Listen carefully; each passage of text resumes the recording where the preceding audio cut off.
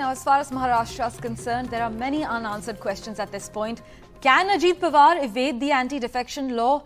And how many loyalists are backing Ajit? Well, we still don't have clarity on that. That's right. And this is going to have major ramifications for national politics as well.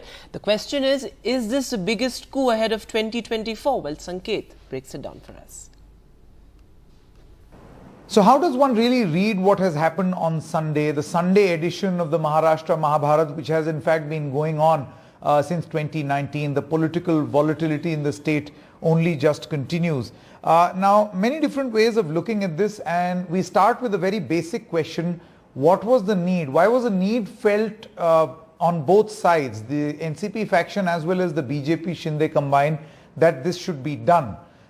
You see, there was talk while the matter of the two Shinde camps was in the Supreme Court that in case the government loses majority or the Supreme Court disqualifies, then there should be a buffer. At least that was the conversation which was going on.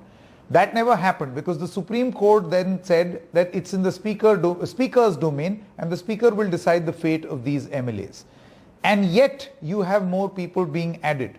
Now, could this possibly be disadvantaged Shinde? And the reason why we say this is because we do know that ahead of 2024 there would have been negotiations on seat distribution and seat sharing in Maharashtra between the Shinde faction of the Shiv Sena and the BJP, in which obviously Mr. Eknath Shinde would have asked for a larger share. Now, if those talks do not work out or if those talks fail, then does the BJP now have a buffer in Ajit Pawar, a sort of a counterbalance? And could this necessarily not be good news for Eknath Shinde? That's one way to look at it. Also, number two, this is a boost to the BJP and the NDA. We know for the fact that the BJP is trying to add more players in the NDA. It's been reaching out to many players. And while the opposition unity is at play, the NDA is also ever expanding and going into or eating into the opposition unity and taking players out from there. Number three, as far as opposition unity is concerned, the role of the Congress. You see, in the context of Maharashtra, you've got a broken NCP, you've got a broken Shiv Sena. I'm talking about Upadhyay and Sharad Pawar faction. In Maharashtra, it's only the Congress as of this moment which does not have this problem. It is still intact in whatever form it had or was in 2019.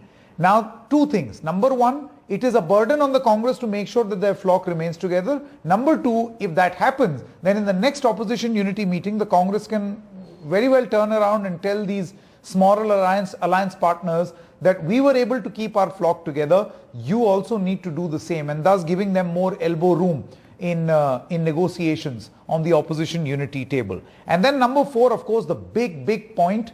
Now that this shift has happened in Maharashtra, what is the impact going to be in the center? Will we also see some inductions in the union cabinet, Narendra Modi's cabinet, from this faction of the NCP, which has now joined the BJP, which has now joined this alliance with the BJP?